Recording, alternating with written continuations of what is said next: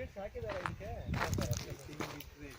ಏನು ಹಾಕ್ತಾರೆ ಇದಕ್ಕೆ ಈಗ ಈಗ ಕವರ್ ಹಾಕೋದ್ರಿಂದ ಏನು ಅನುಕೂಲ ಇದೆ ನಿಮಗೆ ಸರ್? ನೀರಿನ ತೇವಾಂಶ ಬೇಗ ಆರಲ್ಲ. ಹಾಂ ಹಾಂ. ಆಮೇಲೆ ಕಳೆ ಬರಲ್ಲ ಸರ್. ಕಳೆ ಬರಲ್ಲ. ಹಾಂ, ಕಳೆ ಅಷ್ಟು ಕಳೆ ಆಗಲ್ಲ.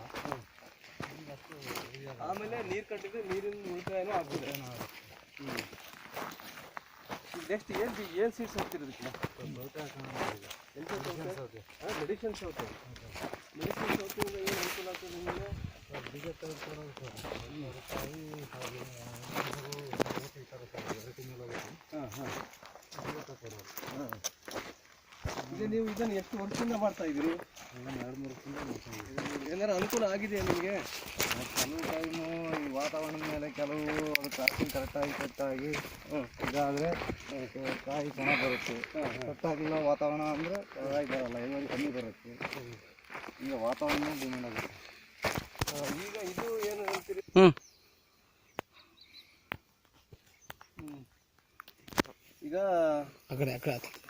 ಈಗ ಹಿಂಗೆ ನೋಡ್ಕೊಂಡು ಹಂಗೆ ಬನ್ನಿ ಹೋಗೋಣ. ಏನು ಗೌಡ್ರೆ ನಿಮ್ಮ ಹೆಸರು? ನನ್ನ ಹೆಸರು ಜಯರಾಮ್ ಅಂತ. ತಂದೆ ಯಾವುದು ಊರು ನಿಮ್ಮದು? ಸರ್ ಮರಡಿಹಳ್ಳಿ ಗ್ರಾಮ. ಇದೇನು ಬೆಳೆದಿರೋದು ನಿಮಗಿದು? ಕುಂಬಳ ಸರ್. ಕುಂಬಳಕಾಯಿ ಬೀಜ ತೆಗಿಯೋದು.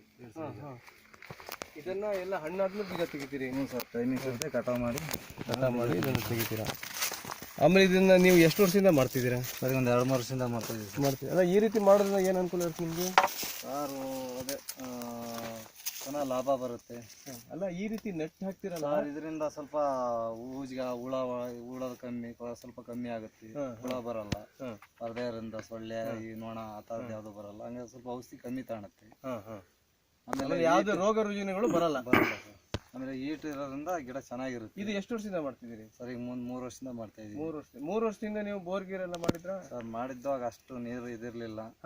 ಈಗ ಚಿಕ್ಕ ಡ್ಯಾಮ್ ಕೃಷಿ ಇಲಾಖೆಯಿಂದ ಚಿಕ್ಕ ಡ್ಯಾಮ್ ಮಾಡಿದ್ಮೇಲೆ ಒಂದು 2-3 ಸತಿ ಮಳೆ ಬಂತು. ಮಳೆ ಬಂದ್ಮೇಲೆ ತುಂಬಿದ್ಮೇಲೆ ಸ್ವಲ್ಪ ನೀರು ಇಂಪ್ರೂವ್ ಆಗಿದೆ.